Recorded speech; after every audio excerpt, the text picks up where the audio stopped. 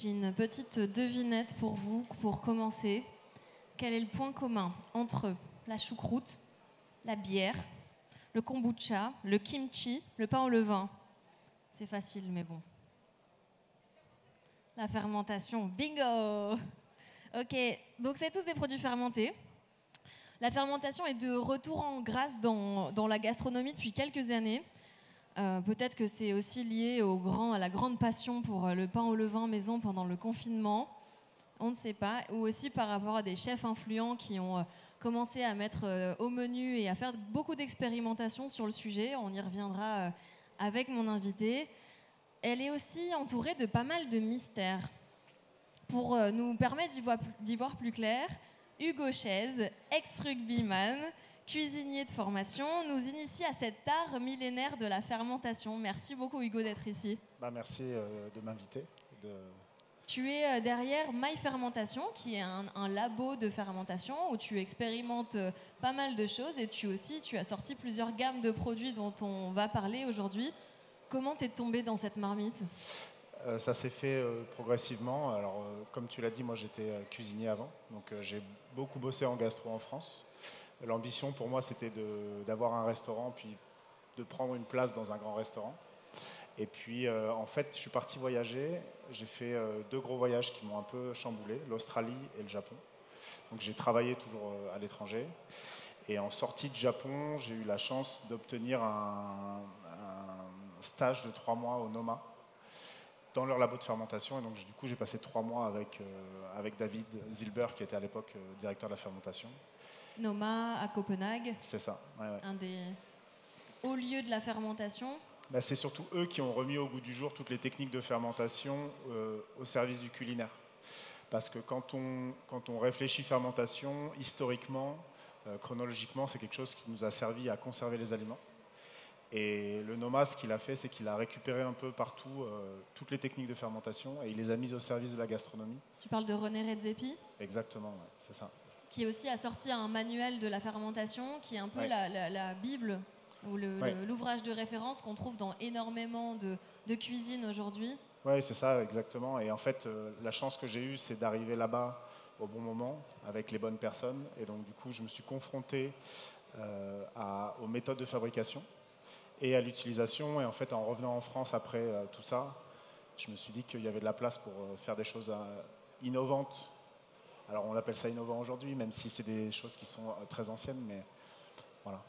Comment t'expliques cet attrait soudain pour la fermentation de la part des restaurateurs et aussi des consommateurs de manière générale ? Je dirais qu'il y a plusieurs choses. La première, ça a été un retour aux techniques, aux choses un peu naturelles. Et on replace aussi les aliments dans une utilisation globale. C'est-à-dire que la question aussi s'est posée à un moment de comment est-ce que je valorise toutes les parures que j'ai. Les chefs, c'est des choses qu'on fait depuis des années, mais la fermentation nous permet d'aller plus loin dans l'exploration de cette chose-là. Et la deuxième chose, c'est que la fermentation permet aussi d'aborder et d'apporter des nouvelles touches de saveurs et une nouvelle palette aromatique. Et c'est toute la teneur du projet que j'ai, moi, autour de... On aura l'occasion de goûter à ça et de le sentir par l'exemple. Ouais, exactement. Mais donc, toi, tu as fait la bascule de passer de la restauration à l'artisanat. Ouais. Qu'est-ce qui t'a poussé à faire ce choix ? Parce que c'est un métier qui est complètement différent, finalement. Alors, dès mon retour du Noma, j'avais l'ambition de le faire. Ce qui l'a accéléré, ça a été le Covid. En fait, quand je suis revenu en France, je suis revenu au Georges V. Et en fait, j'avais 30 ans à l'époque et je commençais déjà à réfléchir, à me dire bon, maintenant il faut que je bosse pour moi, il faut que je fasse quelque chose. Et le Covid est arrivé pour tout le monde et pour moi. Et ce que ça a fait, c'est que ça m'a laissé du temps pour essayer et pour me poser aussi et réfléchir sur qu'est-ce que je voulais pour la suite. Donc tu faisais partie des gens qui faisaient du pain au levain et des expérimentations folles à la maison, quoi. Ouais, mais je faisais des choses comme ça aussi. Parce que ça, c'est des choses qui prennent du temps à fermenter. Et si tu veux, avec le métier que je faisais à côté, j'avais pas le temps j'avais pas l'énergie et la dispo mentale pour faire ce genre de trucs. Et ce genre de truc, c'est quoi ? Ça, c'est des misos. Voilà. Ok, donc là, tu as 3 types de miso différents, c'est ça ? Alors, j'en ai 8 sur ma gamme, j'en ai 3 de saison, j'en ai 9. 3 de saison, 4 qui sont là toute l'année, et après, j'en ai 2 sur Noël. Voilà. 2 sur Noël, à la période de fin d'année. Okay. C'est ça, bon, ça c'est anecdotique, mais tous les misos que je fais, L'idée, c'était de me servir de la méthode traditionnelle du miso. Donc ça, que j'ai rien inventé, évidemment, ça vient du Japon. Je me suis confronté à ce qu'ils faisaient, j'ai goûté, déjà, je me suis formé là-bas quand j'y ai travaillé. Et puis, je suis allé un tout petit peu plus loin, même ça, c'est le Noma qui me l'a appris. Et donc, je suis sorti du cadre traditionnel et légal, je vais dire, parce que au Japon, le miso, c'est forcément du soja fermenté. Soja fermenté, c'est la base du miso. Exactement. En fait, le miso, c'est 3 choses. C'est du soja, traditionnellement, du soja, du koji, donc c'est cette chose-là. C'est un... Qui ressemble à des Rice Krispies agglomérés. Ouais, en fait, c'est un champignon... haute gastronomie. C'est un champignon qui est présent naturellement dans la nature et qui se développe sur une céréale. On dirait aussi du tempeh indonésien. C'est la même technique? Alors, pratiquement. Et si tu le sens... Ah oui, il y a un côté un peu aigre, presque fruité. Ouais. Et en fait, donc c'est le ferment qui est responsable de toute la fermentation asiatique. C'est-à-dire qu'ils font leur saké, ils font leur shochu, qui est la vodka japonaise, ils font leur miso, ils font leur sauce soja, et tous les assaisonnements qui en découlent. Et donc ça, c'est vraiment un champignon magique qui nous permet de transformer plein de choses, et c'est ce que le Noma est venu explorer à travers ses expériences et son truc. C'est toi qui le fais ou c'est... C'est moi qui le fais. Okay. L'idée, c'était de... Tu as un champignon pour venir... C'est ça. La seule chose que j'importe, c'est le champignon. Okay. Voilà. Le champignon vient du Japon parce qu'il est produit à plus de 99% au Japon, donc j'ai pas le choix. Et après, tout le reste des produits est français. Alors après, j'essaie forcément de bosser en bio, de bosser en petits producteurs, tout ça. Et tu le fais pas avec du soja? Alors, une fois que... En fait, ça, il faut l'imaginer, c'est les 3 éléments. La fève de soja cuite, le koji et le sel. Et donc le koji joue le rôle de levain dans le pain, si tu veux. Donc tu mets du levain, de la farine et de l'eau et tu obtiens du pain. Là, c'est pareil avec le miso, tu mets du koji, du soja et du sel. Tu mélanges tout ça, tu laisses fermenter à température ambiante pendant 3 à 6 mois minimum et tu obtiens quelque chose comme ça. Voilà. Tu obtiens une pâte. Donc ça, c'est une pâte qui est condimentaire. Et en fait, pour le comprendre, le miso, c'est un condiment. C'est comme la moutarde, sans le côté piquant. Et donc là, je vois sur l'étiquette, c'est lupin. Voilà. C'est les graines jaunes, c'est ça qu'on donne normalement à l'alimentation animale, ou les Portugais l'adorent à l'apéro. Exactement. Aussi. Mais donc on peut en faire du miso.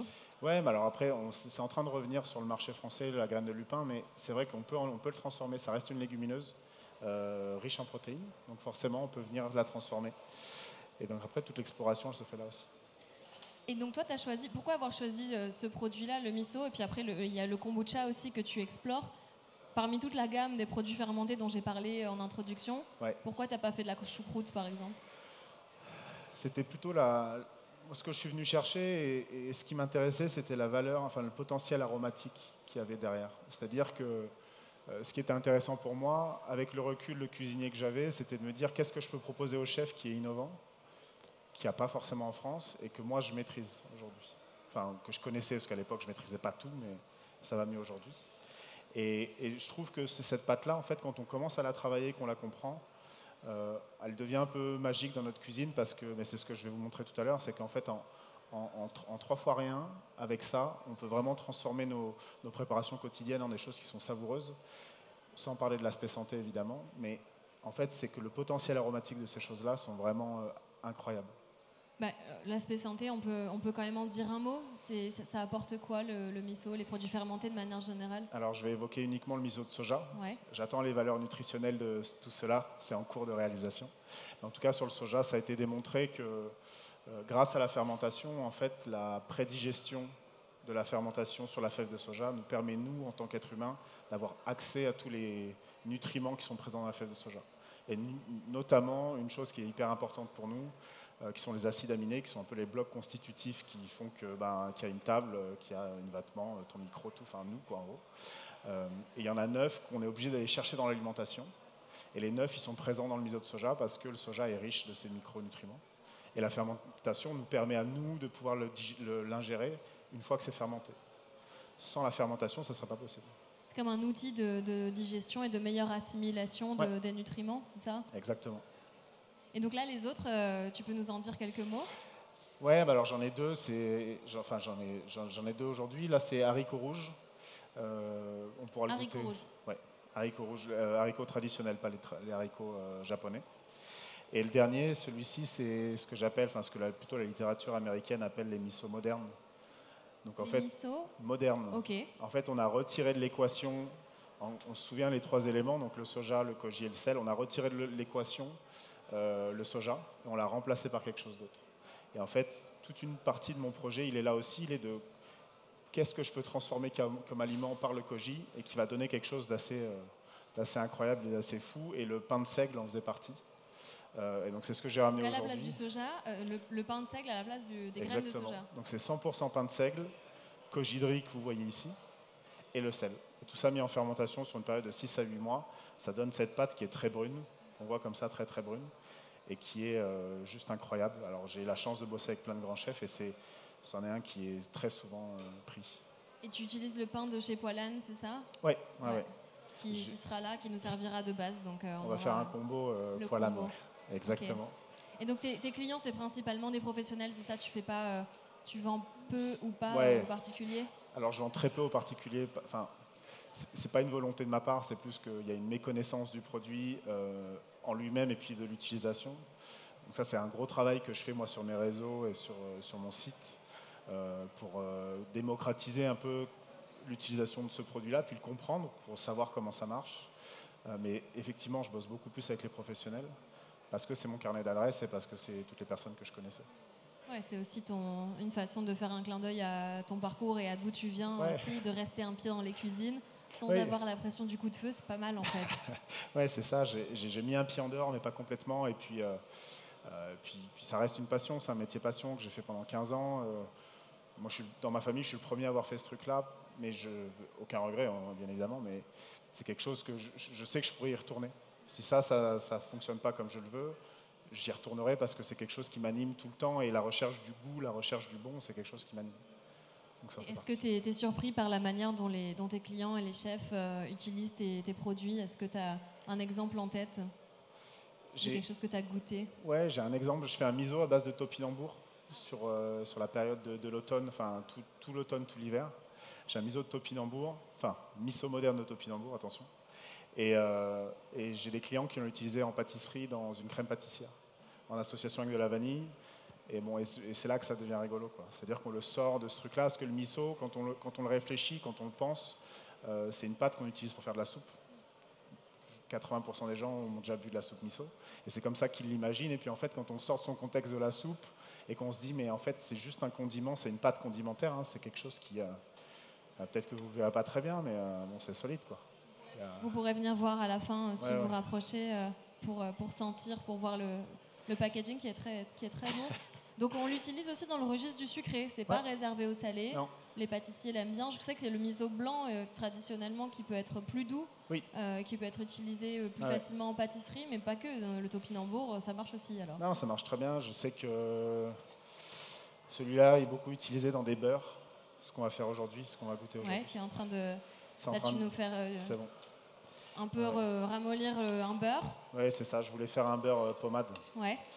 C'est juste pour montrer ce que le beurre pommade, du coup, il aura 2 utilisations. Il aura une première utilisation comme un tartinable, tu vois, classique.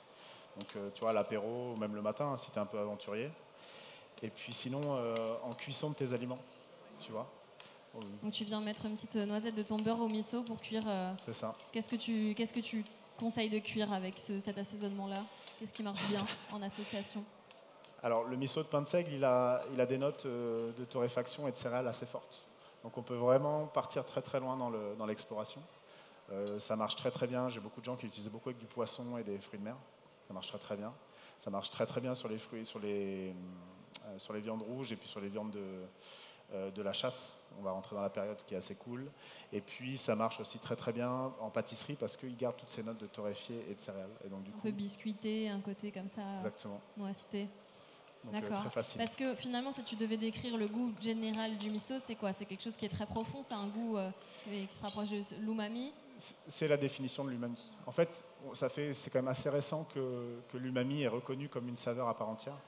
On s'est rendu compte qu'on avait des récepteurs umami. On n'a pas que des récepteurs salés et sucrés assez. On a des récepteurs umami et qui, aujourd'hui, c'est ce que viennent chercher les chefs. Alors, tout ça, c'est l'influence qu'on a de la cuisine japonaise. Quand on comprend la cuisine japonaise, on se rend compte qu'en fait, l'umami, il y a plein de sources. Et nous, il y a une source d'umami qu'on vient beaucoup chercher en Europe, c'est le parmesan.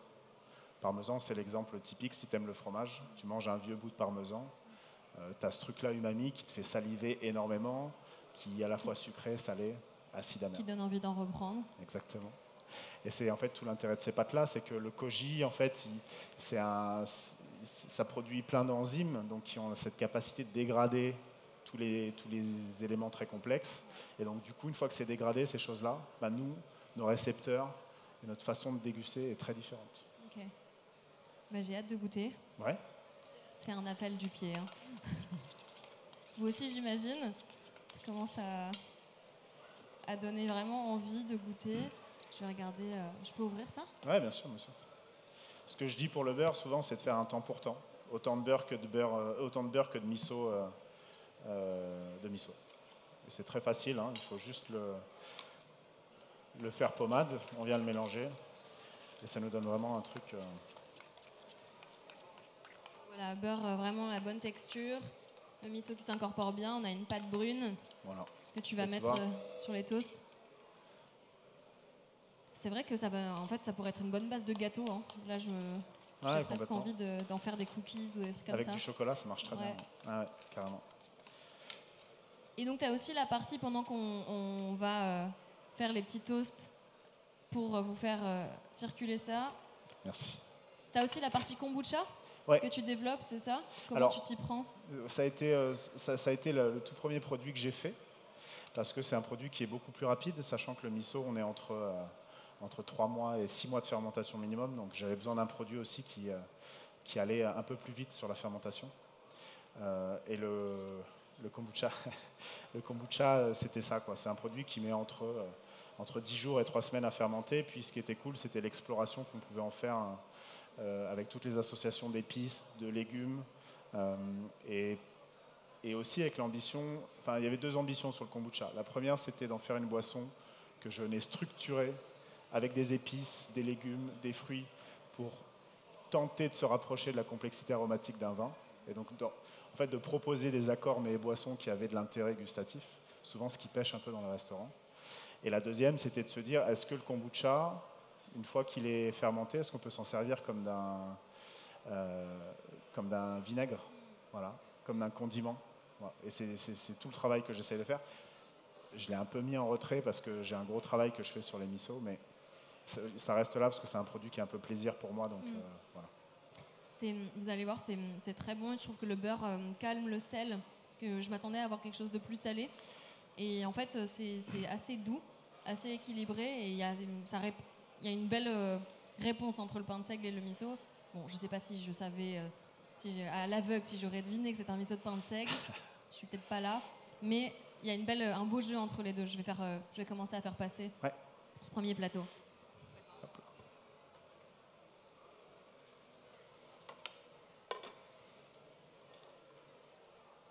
Et comment tu sais que quand le miso est prêt, qu'est-ce que tu goûtes au fur et à mesure? Qu'est-ce qui te dit, ok, là c'est bon, j'arrête? En fait, ça continue de fermenter une fois que tu le mets en pot ou c'est un produit vivant? C'est comme toutes les fermentations, c'est-à-dire que tant que je ne les pasteurise pas, ça continue. Et ça a des durées de vie, je dirais pas increvable, mais pratiquement. C'est-à-dire que j'ai eu l'occasion de goûter des choses au Japon qui avaient 8 ans.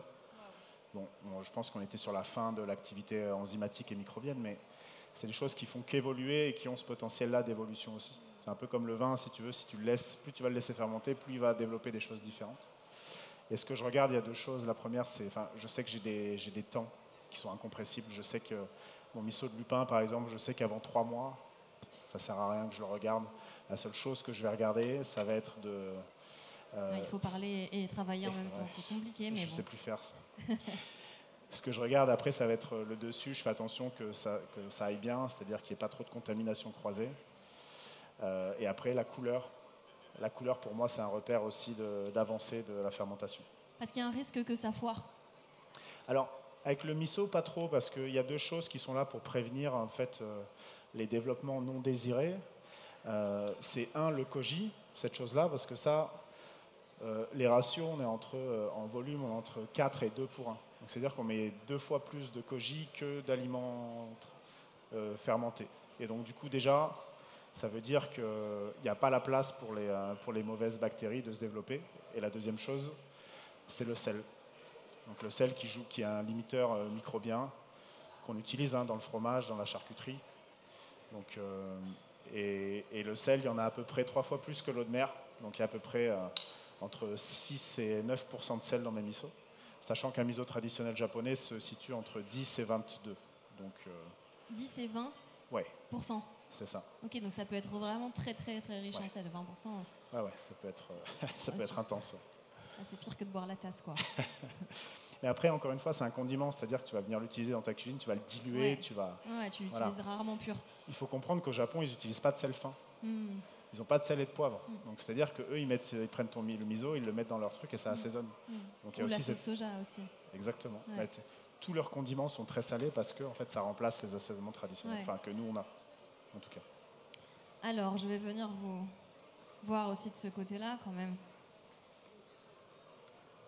Vous pouvez faire passer le plateau. Qu'est-ce qu'on en pense ici? Bon, moi, je trouve ça très bon. Je m'attendais à ce que ce soit plus salé. Exact, identique. Ça donne envie d'en reprendre, justement. Ça, c'est le côté umami qui est addictif. On va faire passer encore un peu par là, pour que tout le monde ait la possibilité de goûter. Est-ce que vous avez une question, une observation à faire à Hugo? Profitez-en de l'avoir en chair et en os. Il n'est pas dans son labo, on a réussi à le sortir, donc c'est un privilège. Ouais. Merci. Je voulais savoir si une fois que le miso était incorporé à d'autres préparations, ça pouvait aussi faciliter la fermentation d'autres aliments, ou si ça allongeait un peu le délai de conservation de préparation ou pas du tout. Ça va dépendre de la quantité que tu t'intègres. Il y a une fermentation, un pickles de légumes qui se fait, qui sont les misotsuke, comme on appelle en japonais. Et donc on vient enterrer des légumes entiers dans du miso. Et alors là, c'est-à-dire qu'il y a un volume de miso qui est tellement important qu'effectivement ça joue le rôle de pickles. Donc ça vient un phénomène d'osmose, c'est-à-dire que tous les jus, les sels du miso viennent imprégner le légume et le légume crache son eau. C'est un peu ce qui se passe avec la charcuterie quand on enterre Coucou. Quand on enterre la viande dans le sel pendant 3 jours, c'est pour retirer toute l'eau qui est en trop et qui va permettre aux micro-organismes qui sont non désirés de se développer. Donc ça joue le même rôle. Après, ça veut dire qu'il faut que tu en utilises énormément et souvent avec des misos qui sont très très salés. Voilà. Ça peut, mais bon, ça va te coûter cher, quoi. Si c'est... Est-ce qu'il y a une autre question pour Hugo? Pas pour le moment, si vous me faites signe, si ça vient. Est-ce qu'il y en a qui n'ont pas encore goûté, qui aimeraient goûter? Ici, ok, on va faire encore un plateau. Ah, attendez, je vais juste couper un peu de pain. Ah oui, alors, il est là. Merci. Et après, tu voulais nous montrer aussi une autre utilisation qui est assez facile à faire à la maison. Bon, celle-là Ouais. aussi, hein, finalement, Ouais, mais ça. qui est une bonne idée d'utilisation. C'est une vinaigrette, c'est ça? Exactement. Ok, tu nous montreras comment tu fais et quelles sont les proportions que tu utilises. Alors ça, la vinaigrette, c'est à l'œil. Ça, je peux pas, j'ai pas de recette. Comment on peut s'en sortir si tout le monde nous dit ça? Heureusement qu'il y a des bouquins de recettes qui existent. Ouais, la moitié sont faux. Alors, T'as fait un bouquin d'ailleurs ou est-ce que c'est en projet? alors, non, c'est pas en projet. Sache que j'écris des livres de recettes, si jamais tu veux, on pourra en Écoute, parler. il y a ma carte qui est juste là. Parfait. J'ai bien fait de venir. Avec grand plaisir. Il en fallait beaucoup ou pas? Ouais, je pense que encore 2 et puis ça sera bon. Et le miso de haricots rouges, c'est quoi sa particularité à celui-là? Il faudrait le goûter pour le comprendre, mais en fait un miso, si vous voulez, sur la palette, ceux que je fais, ceux qui sont plutôt de blanc, les grandes familles de miso, on en distingue 2, il y a les blancs et il y a les rouges. Les blancs sont plutôt les misos sucrés qui ont un fort ratio de koji, donc ça c'est aussi très très sucré, et qui ont très peu de soja, enfin en tout cas très peu de substrat. Et donc les misos blancs sont forcément plus jeunes, 1 et 2, plus sucrés en goût en finale. Et tout ça pourquoi je disais ça? Pour la différence entre les misos rouges et Oui, blancs. c'est ça, exactement. Et les misos rouges sont fermentés plus longtemps parce qu'il y a moins de koji et plus de sel. Donc du coup, on va faire fermenter ça beaucoup plus longtemps. Et ça en fait des utilisations très différentes. Et là, vu qu'on a vraiment 2 substrats qui sont hyper différents en cru, enfin si vous les cuisez, que vous les goûtez comme ça, ben, c'est pareil à la fin, une fois fermenté, vous avez quelque chose qui est encore plus différent. Voilà. On a vraiment là, on va avoir un produit qui va être plutôt sur l'amertume, quelque chose de beaucoup plus pâteux, beaucoup plus suave en bouche. Et là, on est sur quelque chose de beaucoup plus fruité, quelque chose qui a... on peut aller chercher beaucoup de choses, ça passe entre l'ananas, alors j'ai le droit à beaucoup de choses sur toutes les dégustations, mais ça va entre l'ananas et la fleur blanche et l'abricot. Enfin, voilà, on a plein de Fleur choses. blanche, ananas et quoi? Abricot un peu. Ok, Voilà. abricot. Après, c'est pas moi qui l'ai dit, mais... Est-ce qu'il y a des Japonais qui ont goûté à tes miso? Est-ce Alors- que tu oses leur faire goûter? Oui. Puis j'ai eu la chance de rencontrer très vite en fait des acteurs du marché du produit japonais en France et qui ont validé mes produits. Puis moi, je suis retourné au Japon il y a maintenant 1 an pour brasser du miso avec une amie à moi qui possède une brasserie et je lui ai fait goûter. Et donc j'ai la chance de connaître des Brasser gens. du miso? Ouais, ils appellent ça des brasseries. Ah ouais, ok. Voilà, mais bon, c'est Marrant. ouais. Et voilà, et ouais, c'est validé. Pour l'instant, c'est validé, donc c'est plutôt cool. Ça, c'est une belle marque de reconnaissance. Ouais, carrément. Tu as été adoubé par les kings du miso. Exactement. Trop classe. Et la vinaigrette, en fait, donc du coup, c'est très très simple. C'est juste, on utilise ça à la place de la moutarde. Bon, une cuillère à C'est- soupe, à peu Ouais, près. c'est une cuillère. Et après, moi, je suis quelqu'un qui aime l'acidité, donc là, j'utilise du vinaigre balsamique. On doit pouvoir retrouver sur l'un des stands d'Italie, d'ailleurs, ça a fait la connexion. Une huile d'olive, Voilà, et huile d'olive, tout simplement. et ça donne le liant en fait, ça remplace la moutarde. C'est exactement ça, ça ressemble à la moutarde, tu vois. Si je te dis pas que t'as pas de moutarde, en fait, t'en sais rien. C'est juste que c'est vraiment très très différent. Et t'as une vinaigrette qui n'a pas le côté fort, ni piquant, et puis t'as un truc qui est... Tiens.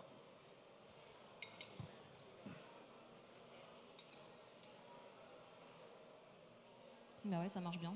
J'imagine bien une Ouais. petite salade de mâche, des noix ou des noisettes, des trucs comme ça. Ouais, puis tu rajoutes pas de sel, tu peux rajouter du poivre, tu peux rajouter ce que tu veux dedans, mais enfin, ça reste, tu vois, j'ai 3 produits, c'est très simple, ça va vite. Donc voilà. Si les personnes qui sont là ont envie de t'en acheter quand même, est-ce que sur ton site tu as une partie shop? Ouais. Ouais, Ok, carrément. donc c'est possible. Et s'il y a des chefs qui veulent coopérer, collaborer surtout avec toi, Exactement, faut venir te voir à la fin. c'est ça. Ok, trop bien. Est-ce que quelqu'un a une... Ouais, ok, il y en a des questions, super.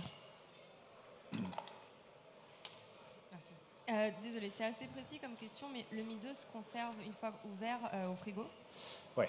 Alors, parce qu'ils sont pas pasteurisés. Ok, Voilà. moi je voulais savoir si par exemple on veut en faire quelque chose type Energy Ball, combien de temps on a pour les manger? C'est précis, mais... C'est une bonne question. Ça, j'en sais rien. Ok. En fait, ça va dépendre de plusieurs choses. Je pense que si tu le pasteurises, bon, tu vas perdre une partie des éléments nutritifs, évidemment. Sur la consommation, franchement, alors là, c'est une grosse colle. Je sais pas. Merci quand même. Merci. Quelqu'un avait une autre question? Bonjour. Bonjour. Du coup, je me demandais, le champignon qu'on utilise, est-ce qu'il peut se manger hors miso ou c'est vraiment utilisé que pour le miso? Non, ça se mange. C'est très très bon. Enfin, moi, j'aime beaucoup ça, mais ça se mange comme ça, ouais, sans problème. Ok, j'ai 2 toutes petites questions. Alors tout à l'heure sur la dégustation du beurre, Je vous ai pas entendu. sur la dégustation du beurre tout à l'heure, il y Ouais. avait, moi ce qui m'est venu c'est l'alcool. C'est voulu ou c'est un sous-produit C'est un sous-produit qui est dû à la fermentation. et qu'on veut ou qu'on veut pas? C'est pas qu'on le veut ou qu'on le veut pas, c'est qu'on n'a pas le choix. D'accord. Voilà. Ça c'était ma question. Et la deuxième, c'est là vous avez fait une vinaigrette. Et est-ce que moi quand je fais une mayo, je commence par une grosse cuillère de moutarde? Est-ce que je peux faire une mayo aussi au miso? C'est même très conseillé, mais il faut aimer la mayo, quoi. Oui, bien sûr. Mais bon, avec des bulots ou des crevettes. Voilà. Ah, non, mais moi, c'est une de mes recettes basiques, c'est mayo, même industriel. Pour pimper une mayo industrielle, juste une petite cuillère, incroyable. Merci en tout cas. Ça marche très bien. Trop bonne idée. œuf mayo au miso. Yes, super. Tout le monde s'est réveillé.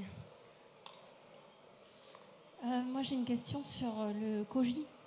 Oui. Est-ce que la base, c'est forcément du riz, un riz blanc, ou est-ce qu'on peut fabriquer des koji à partir d'autres céréales qui pourraient servir de base pour fabriquer du coup d'autres miso? Pour rentrer dans les détails, traditionnellement, il y a 3 types de miso. Il y a le miso de riz. Alors, la confusion, elle vient souvent de là, surtout avec les produits que je fais. Quand on va dans une échoppe, enfin, ou en tout cas dans un magasin qui vend des produits asiatiques, Sur les dénominations, vous voyez miso de riz, miso d'orge. Et en fait, la dénomination miso de riz ou d'orge, elle va déterminer sur quoi est fermenté le koji. Vu que c'est forcément du soja fermenté, ils éliminent de l'équation. Moi, je l'ai pris à l'envers, c'est-à-dire que je fais que des koji de riz. Comme ça, j'ai toujours la même chose. Et par contre, je viens changer la légumineuse. Voilà. Donc, en fait, quand vous achetez du miso traditionnel, la dénomination orge ou riz, elle détermine sur quoi le koji est grandi. Et la troisième chose, c'est qu'on peut faire du miso de soja à base de koji de soja. Ça, c'en est un qui prend plus de temps à faire, qui est un peu plus technique, et il y en a beaucoup moins en vente. Voilà. Donc, il y a 3 façons, orge, riz et soja. Bonjour, nous on a un petit format, on a une table d'hôte et on a un pain au levain en fait. C'est vrai qu'on a souvent des restes de pain au levain, donc je trouve que c'est une bonne façon de recycler ce pain au levain et d'avoir un produit qui est assez différent. Comment on transforme notre pain au levain en miso finalement? En fait, sans ça, vous ne pouvez pas transformer. Enfin, en tout cas, pas comme ça. Avec votre pain au levain, si on va parler fermentation traditionnelle, le pain au levain, vous pouvez en faire du kvass. Et du kvass, vous pouvez en faire du vinaigre. Et donc, du coup, la boucle est bouclée, vous avez un condiment à base de pain au levain. Si vous voulez un condiment comme celui-ci, ça passera forcément par cette étape-là. Et ça, ce produit-là, vous le trouvez, je sais qu'il y a 2-3 producteurs en France qui l'envoient en sec. Moi, ça m'arrive de l'envoyer en frais, mais en précommande. Voilà, et je le fais. Donc, on récupère ce koji de riz, on lacto-fermente finalement le pain, c'est ça, avec du sel, et on l'ajoute au koji, on le laisse mariner, et normalement, on peut obtenir un miso. C'est ça, dans les grandes lignes, c'est ça, ouais. Exactement. Merci. Je vous en prie. Bonjour. Bonjour. Moi, je vais poser une question au niveau de la logistique par rapport à vos locaux. Vous êtes équipé comment? Est-ce que c'est des bases compteurs? Est-ce qu'il y a des thermorégulateurs, des humidificateurs? Comment est-ce qu'on procède de façon... Comment est-ce qu'on professionnalise la production de miso au final? J'ai pas entendu la fin, pardon. Comment est-ce qu'on professionnalise la production de miso à plus grosse échelle qu'artisanale à la maison? Alors, comment on se professionnalise? Moi, pour faire ça, j'ai dû pimper des enceintes parce que j'avais besoin d'un truc qui fasse et de l'humidité, et de la chaleur, et du froid. Donc j'ai pimpé des enceintes chauffantes qui maintenant arrivent à tout faire. Et après, sur la fermentation à proprement parler, la seule chose que j'ai faite, c'est que je me suis créé une enceinte qui est maintenue à 28 degrés toute l'année. Comme ça, en fait, moi, mes miso, ils mettent, que tu sois en décembre ou en juillet, ils mettent le même temps de fermentation. Et après, c'est la place. Alors après, il existe des équipements qui sont beaucoup plus professionnels et qui répondent aux exigences de ce truc-là, mais le coût est différent, l'installation est différente, puis la place au sol est différente. Moi, je suis en plein cœur du Marais, j'ai 36 mètres carrés, donc j'ai verticalisé beaucoup de choses. Voilà. Merci. Une petite dernière, si vous voulez. Ok. Hugo, tu avais un mot de la fin? Fermentation est sexy, n'oubliez pas. C'est pas dangereux, c'est pas sale, c'est voilà. Pas vieux, c'est pas pourri. En fait, c'est ma phrase depuis le début, c'est que ça fait partie du travail que j'ai envie de faire, c'est vraiment de démocratiser ce truc-là. Et c'est vrai que quand je parle beaucoup aux gens de fermentation, il y en a qui me disent « Ah, mais c'est pourri !» Alors, c'est une façon de le voir, mais... On mange bien du fromage, voilà. On mange bien d'autres choses qui sont tout aussi pourries, mais et délicieuses. Et comme vous l'avez goûté, en fait, le potentiel qu'il y a là-dedans, en fait, c'est juste bon. Et moi, j'aime bien dire que c'est sexy. Génial, ce sera le mot de la fin. Merci beaucoup, Hugo, Merci on peut l'applaudir.